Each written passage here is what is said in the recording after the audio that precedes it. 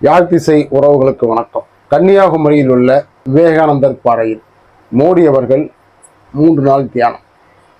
எதற்காக, யாருக்காக பார்ப்போம்.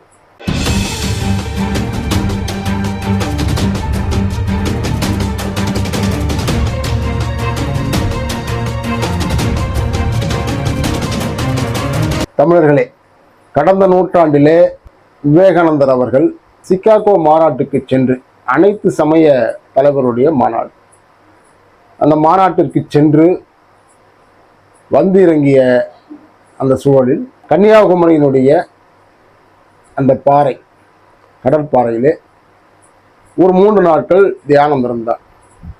எதற்காக அந்த 3 நாட்கள் என்று அப்பொழுது சிலர் கேட்டபொழுது, இந்தியாவினுடைய கடந்த காலத்தை பற்றியும், இந்தியாவுடைய நிகழ்காலத்தை பற்றியும், இந்தியாவுடைய எதிர்காலத்தை பற்றியும் என்னுடைய சிந்தனைகளை அவர்களுடைய மக்கள் நலனுக்காக வேண்டி நான் தியாகம் செய்தேன் என்று சொன்னார். இப்பொழுது முன்னாள் பிரதமர் மோடி, இப்போ அவர் முன்னாள் பிரதமர் தான், அவர் ஒரு 3 நாள் தியானம் செய்வதற்காக கன்னியாகுமரிக்கு வருகிறார்.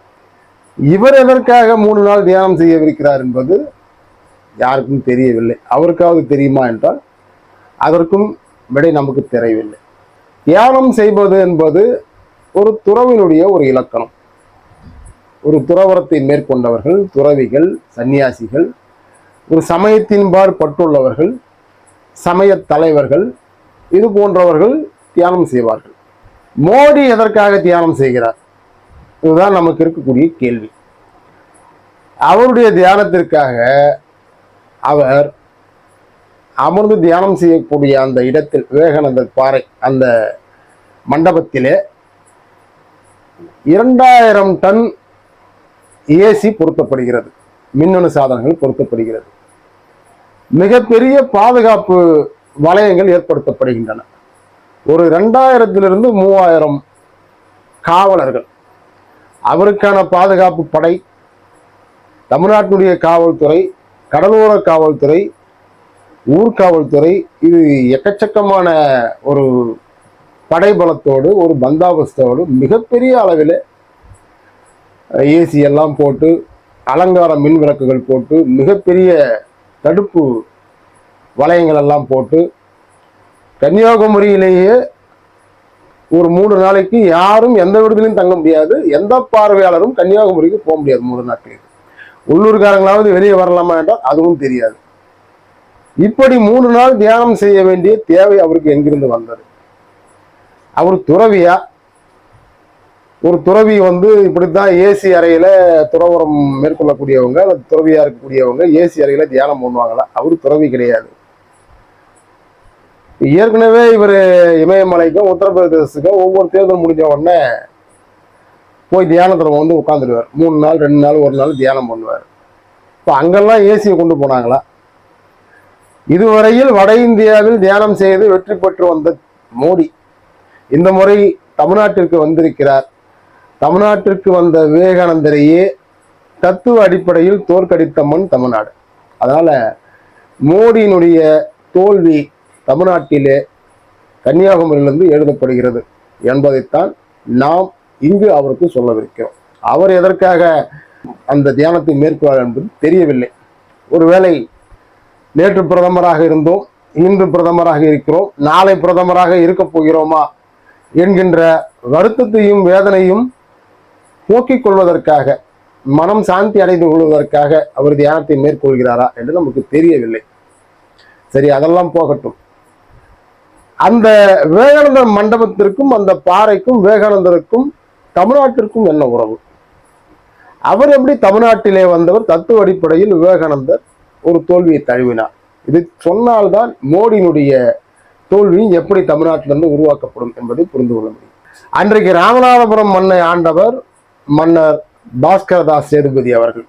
அவர் அன்றைய சூழல்ல சிகாகோவில் அனைத்து உலக அளவில் இருக்கக்கூடிய அனைத்து சமய தலைவருடைய மாநாடு நடக்கின்றதை தெரிந்து கொண்டு இந்தியாவிலிருந்து ஒருவரை தேர்ந்தெடுத்து அனுப்புங்கள் என்ற ஒரு செய்தி வந்தபோது அவர் விவேகானந்தரை தேர்ந்தெடுக்கிறார்.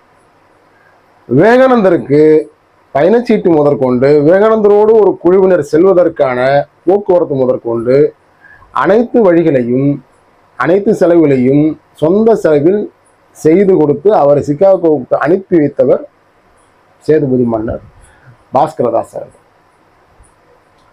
அங்க போய் மிகப்பெரிய அளவில் உரையாட்டிட்டு தமிழ்நாட்டுக்கு வர்றார். அமெரிக்காவில் சிகாகோ நகரில் அவர் உரையாற்றி விட்டு ஒரு பெரிய வெற்றி கழிப்போடு தான் தமிழ்நாட்டுக்கு வர்றார். இப்போ மன்னருக்கு நன்றி சொல்லிவிட்டு அவர் புறப்படக்கூடிய சூழல்ல மன்னருடைய அரசவை குரு அந்த ஸ்தானத்தில் இருக்கக்கூடியவர் சூளையைச் சேர்ந்த சென்னை சோலையைச் சேர்ந்த சோமசுந்தர நாயக்கர் என்பவர். அவர் சைவ சித்தாந்தத்திலே சைவ வீர சைவ மரபிலே மிகப்பெரிய அளவிலே ஒரு பெரிய மெய்யியல் கண்டவராக இருக்கின்றார். அதனால மன்னர் என்ன செய்யறாருனாக்கா, விவேகானந்தரை நீங்கள் ஒரு வேதாந்தி, எங்களிடம் ஒரு சைவ சித்தாந்தத்தை உயிராக கருதக்கூடிய எங்களுடைய அரசவை குரு இருக்கிறார், நீங்கள் இருவரும் உங்களுடைய தத்துவங்களை ஒருவருக்கு ஒருவர் உரையாடி கொண்டால் என்ன அப்படின்னு கேட்கும்பொழுது 2 பேரும் ஒத்துக்கிறாங்க. 2 பேரும் ஒப்புக்கொண்டு 2 பேருக்குமான உரையாடல் தொடங்குது. அப்போ சோமசுந்தர நாயகர் அவர்களுக்கு ஆங்கிலம் தெரியாது, விவேகானந்தருக்கு தமிழ் தெரியாது. ஆனால் அவர் பாஸ்கரதாஸ் சேதுபதி அவர்களுக்கு ஆங்கிலம் தெரியும். அதனால அவர் சொல்வதை இவருக்கும் இவர் சொல்வதை அவருக்கும் மொழிபெயர்ப்பவர் அவர்தான். அந்த தத்துவ வாதத்திலே விவேகானந்தர் தோல்வியடைகிறார். தோல்வியடைந்த விவேகானந்தர் தன்னுடைய தோல்வியை வெளிப்படையாக ஒப்புக்கொண்டு ஒரு 100 தமிழர்களை என்னிடம் தாருங்கள், நான் இந்த இந்தியாவையே மாற்றி காட்டுகிறேன் என்று சொன்னார். இதைத்தான் பின்னால 100 தமிழர்களை தாருங்கள் என்று சொன்னதுதான் 100 இளைஞர்களை தாருங்கள்னு வட இந்தியாவில் மொழிபெயர்த்துக்கிட்டாங்க.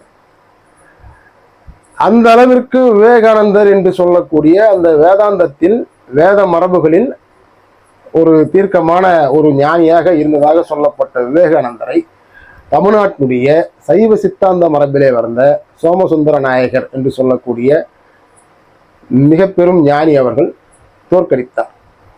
இவர் தோற்கடிப்பது என்பது சாதாரணமான நிகழ்வு அல்ல. இவரும் சாதாரணமானவர் அல்ல, இவருடைய மாணவர் தான் மறைமலை அடிகள் என்பதை நாம் கவனத்தில் கொள்ள வேண்டும். அது மட்டுமல்ல, இந்திய எதிர்ப்பு போராட்டத்திலே தமிழ்நாடு தமிழருக்கே என்ற முழக்கத்தை முன்வைத்து ஒரு மிகப்பெரிய இந்திய எதிர்ப்பு போராட்டத்தையும் தேசிய முழக்கத்தையும் இணைத்தவர் சோமசுந்தர பாரதியார். சோமசுந்தர பாரதியார் என்பவர் சூளை சோமசுந்தர நாயகர் அவர்களுடைய தம்பியின் மகன். அவர் சென்னையிலிருந்து சோமசுந்தர நாயகருடைய தம்பி சென்னையிலிருந்து பணி நிமித்தமாக எட்டயபுரத்திற்கு செல்ல வேண்டிய சூழல் அப்போது உருவாகி அவர் அங்கு சென்று விடுகிறார். தன்னுடைய அண்ணன் மீது உள்ள பற்றாலும் அவர் மீது உள்ள மதிப்பினாலும் தன்னுடைய தம்பிக்கு சோமசுந்தரம் என்ற பெயரையே வைக்கின்றார். பின்னால் அவர் பாரதியார் என்பதை இணைத்துக் கொண்டு சோமசுந்தர பாரதியாக வருகிறார். அந்த அளவிற்கு செறிவான ஒரு ஞானம் பெற்றவர் சூளை சோமசுந்தர நாயகர் அவர். அவரே விவேகானந்தரை தோற்கடித்தார். முறைப்படி பார்த்தால் அங்கே விவேகானந்தருக்கு மட்டுமல்ல, சோமசுந்தர நாயகருக்கும் ஒரு மண்டபத்தை உருவாக்கி இருக்க வேண்டும். தமிழ்நாடு எப்பொழுதுமே தமிழர்களை ஏற்றுக்கொள்வதிலும் தமிழர்களை அங்கீகரிப்பதிலும் எப்போதுமே அது தோல்வியடைந்த பூமி. அதனால்தான் விவேகானந்தர் வந்தார், அவரை வழி அனுப்புனாங்க, அவர் அமெரிக்காவுக்கு போனார், சமய உரையாற்றினார், வெற்றி அடைந்தார், தமிழ்நாட்டுக்கு வந்தார், தியானம் பண்ணார். இதெல்லாம் இருந்து விட்டு போகட்டும். அதற்கென்று ஒரு பாறை அமைத்து கொடுத்து அந்த பாறையிலே ஒரு விவேகானந்தர் மண்டபத்தை கட்டி கொடுத்து விட்டு இன்றைக்கு விவேகானந்தர் பெயரை வைத்துக் கொண்டு அந்த இடத்துல RSS கூட்டம் தான் குழுவிரித்து கொண்டிருக்கிறது. அதன் பக்கத்திலேயே வான்புகழ் கொண்ட வள்ளுவனுக்கு சிலை வைத்திருக்கிறது. ஆனால் விவேகானந்தர் மண்டபத்தை பராமரிக்கக்கூடிய அளவிற்கான பராமரிப்பு திருவள்ளூருக்கு கிடையாது. படகு பயணம் விவேகானந்தர் மண்டபத்திற்கு இருக்கிறது, திருவள்ளூருக்கு தனி படகு பயணம் கிடையாது. இரண்டையும் இணைக்கக்கூடிய படகு பயணம் தான் இருக்கிறது. நீங்க திருவள்ளுவர் சிலையை பார்க்கணும்னா விவேகானந்தரை பார்த்துட்டு தான் திருவள்ளூருக்கு போக முடியும். நேரடியாக திருவள்ளுவர் சிலைக்கு போகக்கூடிய படகு பயணத்தை இதுவரை தமிழக அரசு செய்யவே இல்லை. தமிழர் மீது தமிழர்களுக்கும் அக்கறை இல்லை, இந்த திராவிட அரசுக்கும் அக்கறை இல்லை. அதெல்லாம் நமக்கு இருக்கக்கூடிய ஒரு பெரிய சோதனையான விஷயங்கள். இதெல்லாம் இருக்கட்டும். அப்படிப்பட்ட விவேகானந்தரையே தத்துவ அடிப்படையில் மண்ணை கைவை வைத்தது தமிழ்நாடு. இங்க மோடி அவருடைய மாயஜால வித்தைகள்லாம் ஒன்றும் எடுப்படாது. நீங்கள் 3 நாட்கள் அல்ல, 30 நாட்கள் தியானம் செய்தாலும் உங்களுக்கு அடுத்தது பிரதமர் பதவி கிடைப்பதற்கான வாய்ப்புகள் இல்லை. நீங்கள் இங்கு தியானம் செய்வது வீணான வேலை. உங்களை தோல்வி அடைவித்த மண்ணாக தமிழ்நாடு மாறும்.